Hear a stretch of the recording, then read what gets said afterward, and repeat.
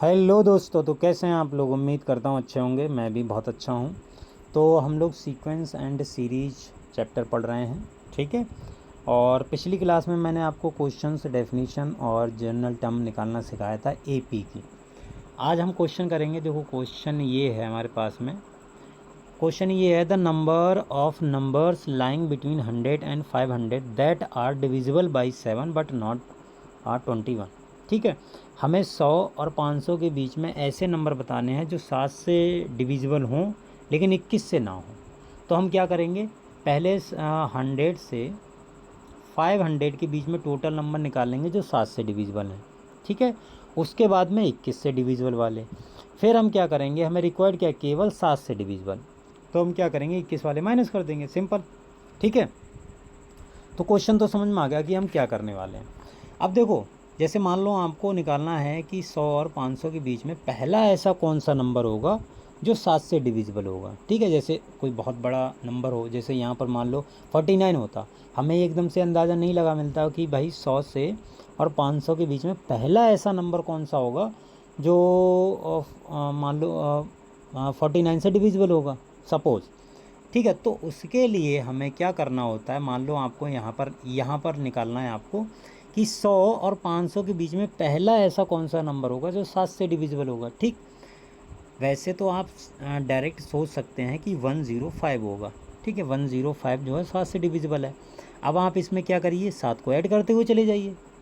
भाई 7 को ऐड करेंगे तभी अगला नंबर 7 से डिविजिबल होगा। जैसे अगर मान लो कोई नंबर 7 से डिविजिबल है, तो अगर मैं इसमें 7 ऐड कर दूंगा तो जो नंबर आएगा 14, ये भी तो 7 से डिविजिबल होगा, बिल्कुल होगा, ठीक है। तो इसमें आप 7 ऐड करेंगे तो 1112 आ जाएगा, 112 सॉरी, और अगला 119। 7 ऐड करते हुए चले जाइए तो आपको मिल जाएगा लास्ट में 497।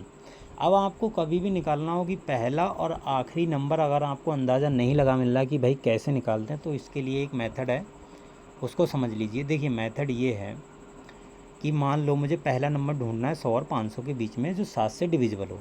तो आपको क्या करना है, जो 100 है इसको पकड़िए, इसको 7 से डिवाइड कर दीजिए, 7 से। तो 7 से डिवाइड करेंगे तो कितना आएगा, देखो 7 वन जा 7, तो बचा कितना, 3 और 0, तो 30 हो गया, और 7 ये 4 हो गया, और 28, और बचा कितना, 2। अब देखिए एक बात समझिए, अब हमें 100 से तो ऊपर ही जाना है, जाहिर सी बात है, तो 100 से तो कम हो नहीं सकते। अब यहाँ पर अगर ज़ीरो नहीं आता तो जो ये वाला नंबर था ये पूरा 7 से डिविजिबल हो जाता कि नहीं हो जाता, बताओ, एक सोच के देखो। मान लो इसमें टू और अगर इसमें माइनस कर दें हम लोग, नहीं, 2 तो अगर माइनस कर देंगे तो 98 हो जाएगा, 100 से नीचे चले जाएंगे, हमें ऊपर जाना है। कहने का मतलब ये है कि अगर यहाँ पर रिमाइंडर ज़ीरो होता तो ये जो नंबर होता वो 7 से डिविजिबल होता कि नहीं होता, बिल्कुल होता। इसका मतलब ये है कि इस रिमाइंडर को अगर मुझे ज़ीरो बनाना है तो इसमें अगर मैं 5 ऐड कर दूंगा तो कितना बन जाएगा, 7, और 7 तो 7 से डिविजिबल होता ही है। इसका मतलब जो है कि अगर इस नंबर में 5 और होता तो ये नंबर पूरा पूरा डिविजिबल हो जाता, हाँ या ना भाई। अगर इसमें मैं 100 मतलब 100 में 5 ऐड कर दूं तो 105 हो जाएगा। तो अब इसको अगर मैं 7 से डिवाइड करूंगा तो रिमाइंडर लास्ट में कितना आएगा, 0। यही तो मैं बोल रहा था कि अगर रिमाइंडर 0 आ जाए तो ये जो नंबर है वो डिविजिबल हो जाएगा। अब इसको 0 कैसे बनाया जाए, तो इसमें 5 ऐड कर दो, ठीक है, 7 से डिविजिबल होने के लिए। अगर 5 ऐड कर दूंगा तो 7 आ जाएगा, 7 तो 7 से डिविजिबल होता है। इसका मतलब ये है कि जब भी आपको शुरू से पता करना हो कि कौन सा ऐसा पहला नंबर होगा कि जो 7 से डिविजिबल होगा, तो जो रिमाइंडर आए उसमें मतलब उसको आप 0 बनाने की कोशिश करो, तो उसमें देखो कितना ऐड करते हैं, कितना ऐड किया जाए जिससे हमारा जो फाइनल नंबर है वो 7 से डिविजिबल हो जाए, ठीक है, क्लियर। तो अगर मैं इसमें 5 ऐड कर दूंगा, 100 में अगर मैं 5 ऐड कर दूंगा तो कितना आ जाएगा, 105। तो ये पहला नंबर होगा जो 7 से डिविजिबल होगा, ठीक है, क्लियर हुआ कि नहीं, हाँ या ना बोलो। अच्छा, तो अब अगर हमें पहला नंबर पता चल गया फिर इसमें 7 ऐड करते हुए चले जाओ, कोई दिक्कत वाली बात नहीं है। और अगर हमें लास्ट नंबर पता करना हो तो देखो फिर से वही डिवाइड कर दो 7 से। तो 7 से अगर मैं डिवाइड करूँगा तो कितना आएगा, ये आ जाएगा 749 और कितना आ गया ये 10 और 17, तो 3। अब देखो ये 3, अब देखो इसमें रिमाइंडर में ऐड मत कर देना, क्यों? अगर रिमाइंडर में ऐड कर दोगे तो यहाँ भी ऐड करना पड़ेगा, लेकिन हम 500 से ऊपर तो जा नहीं सकते, 500 के अंदर ही रहना है। इसका मतलब ये है कि ये 500 है, रिमाइंडर यहाँ 0 नहीं आया, इसका मतलब ये है कि अगर यहाँ पर रिमाइंडर 0 आ जाता तो ये नंबर जो है वो 7 से डिविजिबल हो जाता। इसका मतलब मैं सीधे सीधे ये बोल सकता हूँ कि अगर 500 में से मैं 3 माइनस कर दूँ तो जो नंबर होगा वो 7 से डिविजिबल होगा कि नहीं होगा? भाई रिमाइंडर 0 आएगा कि नहीं आएगा? बिल्कुल आएगा। 3 तो ही दिक्कत कर रहा है ना। तो जब भी आपको लास्ट में निकालना हो तो जो रिमाइंडर हो वो घटा दिया करो, और अगर आपको शुरू में निकालना हो तो रिमाइंडर में क्या जोड़ें जिससे रिमाइंडर 0 हो जाए, बस वो नंबर इस नंबर में जोड़ दिया करो। क्लियर है ना? बताओ, सिंपल, समझ में आ गया कि नहीं आ गया? आ जाना चाहिए। इसको मैं मिटा दे रहा हूँ, इसको हम नोट कर लेना, छोटी छोटी चीज़ें हैं, ठीक है। तो ये आ गई है AP। अब यहाँ से आप निकाल लो कितनी टर्म होंगी, यहाँ से आप आराम निकाल सकते हो। देखो ये nth टर्म है, तो TN बराबर कितना हो गया 497, 49 यानी A की वैल्यू कितनी है 105 प्लस n-1, n की तो वैल्यू निकालनी है, और D कितना है 7। यहाँ से जब सॉल्व करेंगे तो n की वैल्यू आएगी 57, सॉल्व कर लो आप, तो n की वैल्यू आ गई 57। इसी प्रकार से हम 21 से कितने नंबर डिविजिबल हैं वो निकालेंगे। तो देखो डिविजिबल बाय 21, ठीक है, 21 से कितने नंबर डिविजिबल हैं वो हम निकाल लेंगे। तो हमें इंटरवल वही दिया है 100 से, इंटरवल नहीं है मतलब नंबर दिए हैं 100 से लेके 500 तक। तो जो पहला नंबर होगा वो होगा तुम्हारे पास में 105 ही। भाई 105 को अगर हम 21 से डिवाइड करेंगे तो कम्प्लीटली डिवाइड हो जाएगा। अब 105 में या भाग से देख लीजिए, जो हमने अभी किया था डिवीज़न करके, उससे आप निकाल सकते हैं, आएगा यही। तो अगर 105 में अब मेरे को कितने से डिविजिबल नंबर देखना है 21 से, तो 21 ऐड करते हुए चले जाओ, तो कितना हो जाएगा 126, और ऐसे ही लास्ट में आएगा 483, ये नंबर आएगा। तो यहाँ से देखो TN की वैल्यू ये है, तो TN बराबर कितना हो गया 483 इज इक्वल टू A की वैल्यू कितनी 105 प्लस n-1 इंटू D की वैल्यू कितनी 21, ठीक है ना। तो ये 21 आ गई। इसका मतलब यहाँ से जब आप n निकालोगे तो ये आएगा 19। आप आराम से सॉल्व कर लेना, कोई दिक्कत वाली बात नहीं है, ठीक है। तो रिक्वायर्ड मुझे क्या था, जो 7 से डिविजिबल हैं, ठीक है, रिक्वायर्ड कितने 7 से डिविजिबल कितने आए 57, और ये जितने ये मुझे नहीं चाहिए, तो 19, तो कितना आ जाएगा फाइनली जो आंसर होगा 38। This is your final answer. Clear हुआ? बताओ हुआ कि नहीं? अरे हुआ, बताओ यार, नहीं हुआ? हो गया होगा। चलिए अगला क्वेश्चन करते हैं। अगला क्वेश्चन ये है, हमें क्वेश्चन ये दिया है कि if A1 A2 dot dot dot AN are in AP, ठीक है, ये कैसे हैं AP में।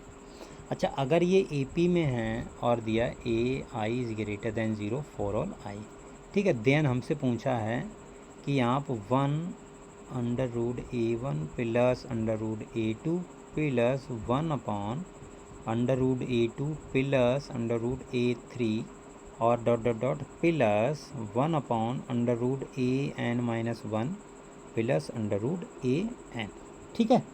क्लियर है ना? बोलो। अच्छा, बहुत बढ़िया। देखो एक चीज़ समझना ध्यान से, अब मुझे निकालना है इसकी वैल्यू, और हमें A1 A2 और क्या बोलते हैं AN अप टू AN ये AP में दिए हैं। तो देखो ध्यान से समझना, अगर A1 A1 ये कैसे AP में है, ओके, देखो देखो देखो हमें दिया है कि A1 A2 up to AN ये कैसे हैं AP में है। अगर AP में है तो इनके बीच में कॉमन डिफरेंस सेम होगा कि नहीं होगा? बताओ, कॉमन डिफरेंस सेम होगा। कहने का मतलब ये है, कॉमन डिफरेंस कैसे निकालते हैं? कॉमन डिफरेंस निकालते हैं कि मतलब जो टर्म है उससे प्रीवियस टर्म उसको माइनस कर दो। सर ऐसा कैसा? अभी तो आपने मना किया था। अरे मना नहीं किया था, मैंने कहा पहचानना सीखो, ठीक है, हर समय घटा के काम नहीं चलेगा। जैसे T1 कितना है, T1 दिया है हमें A1, T2 कितना दिया है, T2 दिया है A2। अब देखो T2 कब बना होगा, T2 जब बना होगा हमारे पास में, तो T2 में कब बनाया होगा, मैंने T1 में D ऐड किया ना, तभी तो बना है। तो यहाँ से आप D की वैल्यू क्या निकाल सकते हैं, T2 माइनस T1। ये समझ में आया। तो D की वैल्यू कितनी आ गई, T2 माइनस T1। ये आप डायरेक्ट ध्यान रखिए कि जो टर्म है उसमें से प्रीवियस टर्म माइनस कर दीजिए, तो जो आएगा हमारा वैल्यू वो कॉमन डिफरेंस होगा। क्लियर।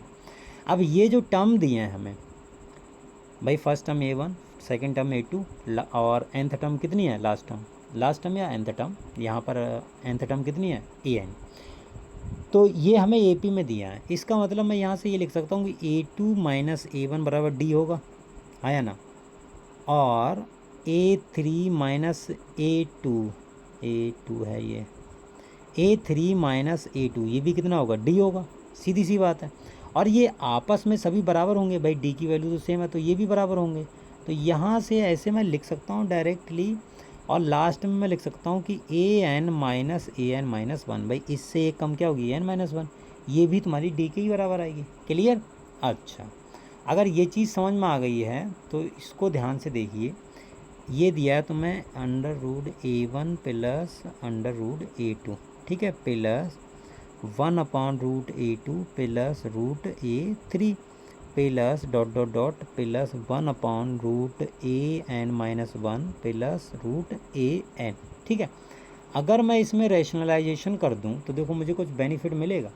फर्स्ट टर्म को पहले उठाओ, तो 1/√A1 प्लस √A2, अगर इसका रैशनलाइजेशन कर दूंगा तो कितना आएगा, A1 minus A2 upon √A1 minus √A2।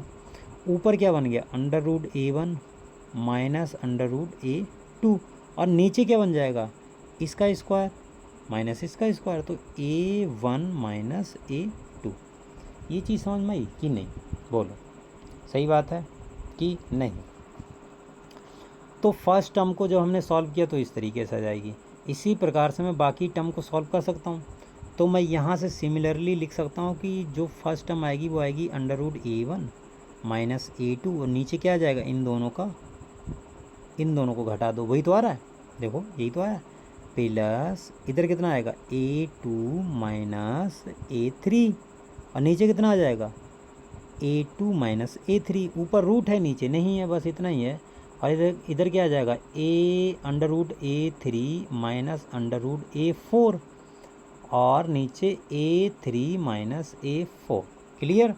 अच्छा जी, नोट करते चलिए भैया साथ में। प्लस लास्ट में हम लोग कितना लिखेंगे, लास्ट में लिखेंगे हम लोग an-1 minus an upon an-1 minus an, ठीक है। अब देखो ये कुछ जाना पहचाना ही नहीं लग रहा, नीचे वाला डिनोमिनेटर देखो ये वाला, अगर यहाँ से मैं माइनस कॉमन ले लूँ तो ये क्या बन जाएगा, A2 माइनस A1, ये तो तुम्हारा D के बराबर है। अगर मैं इसमें से माइनस कॉमन ले लूँ तो ये वाला बनेगा, तो यानी माइनस D। क्लियर। यहाँ से अगर मैं माइनस कॉमन ले लूँगा तो कितना बनेगा, A3 माइनस A2, ये भी कितना किसके बराबर है, D के बराबर।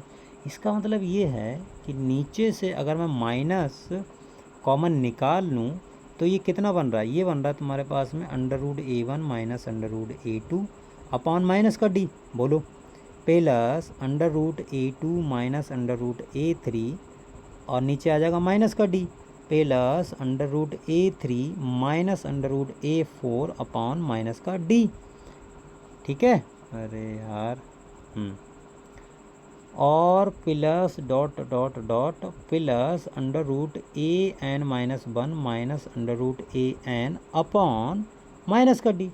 अब माइनस का D बाहर निकाल लो, तो माइनस का 1/D डी, और इधर क्या आ जाएगा, √A1 minus √A2 plus √A2 minus √A3 plus √A3 minus √A4। Clear. हाँ, plus dot dot dot plus √an-1 minus √an, ठीक है।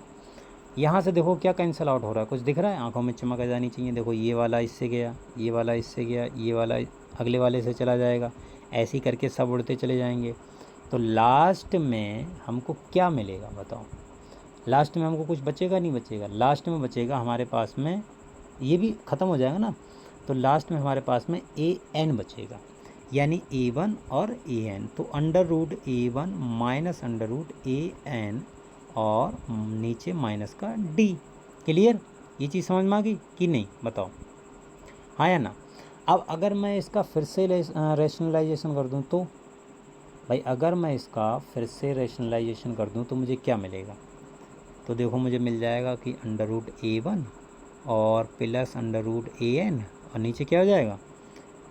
Under root A1 plus under root AN। ठीक बात है। तो ये तुम्हारे पास में ऊपर क्या आ जाएगा? A1 minus AN upon minus का D, इसको ऐसे ही रखो, नीचे क्या आ जाएगा? Under root A1 plus under root AN। ठीक बात है कि नहीं, बोलो।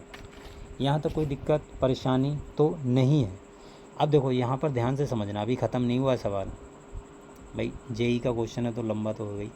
अब देखो, हमें पता है सिंस वी नो दैट कि AN बराबर AN या TN, बात एक ही है। ठीक है, मैं आप यहाँ पर बता दूँ, कन्फ्यूजन ना हो, AN या TN, क्योंकि यहाँ पर जो AN है वो nth टर्म है, nth टर्म क्या होती है? TN। तो बात एक ही है।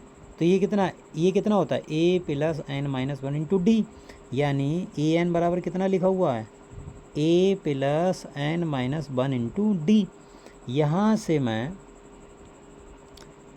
से मैं अच्छा, और ये A है वो फर्स्ट टर्म है, तो A की जगह मैं A1 कर दे रहा हूँ, क्योंकि हमें क्वेश्चन में A1 दिया फर्स्ट टर्म। ठीक है, तो यहाँ से अगर मैं लिखना चाहूँ तो मैं AN माइनस A1 को इधर ले आओ, और अपॉन D बराबर कितना लिख सकता हूँ? N माइनस 1 लिख सकता हूँ कि नहीं, बोलो, सही बात है कि नहीं? अब अगर मैं इसको थोड़ा सा देखो एडजस्ट करूँ, इधर मैं लाऊँ, इसकी जगह पे देखो A1, देखो माइनस का है ये, इसको मैं थोड़ा सही से लिख लूँ, ये हो जाएगा AN minus A1 upon D। भाई माइनस का इसमें से बाहर निकाल लो, और नीचे क्या बचेगा? Under root A1 plus under root AN। ठीक है, अच्छा, ये क्या आ जाएगा? देखो ये वाला, ये इधर लिख रहे हैं हम, ये वाली चीज़ क्या आ जाएगी? ये वाली चीज़ N माइनस 1 लिख सकता हूँ कि नहीं? तो N minus 1 upon under root A1 plus under root AN। This is your final answer. ये है तुम्हारा फाइनल आंसर। ठीक है, समझ में आया कि नहीं आया? बिल्कुल आ गया होगा यार, इतनी मेहनत से समझाया, अभी भी समझ में नहीं आया होगा तो फिर क्या करोगे बताओ? हैं, फिर क्या करोगे यार? वो तो गलत बात है। चलिए, तो फिर आज के लिए हम लोग इतना रखते हैं, और भी हम क्वेश्चन करते रहेंगे अगली क्लास में। ठीक है, चलिए आज के लिए इतना रखते हैं, मिलते हैं अगली वीडियो में, तब तक के लिए बाय बाय।